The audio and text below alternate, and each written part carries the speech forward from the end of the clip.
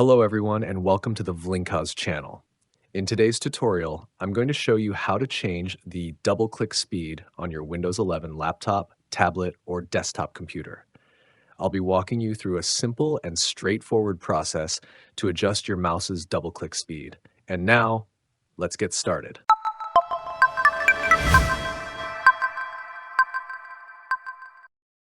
Open the search menu and type Settings, then select the Settings app from the results.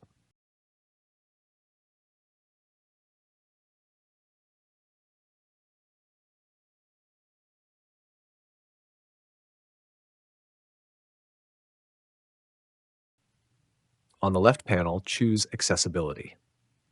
On the right side, scroll down to the Interaction section and select Mouse.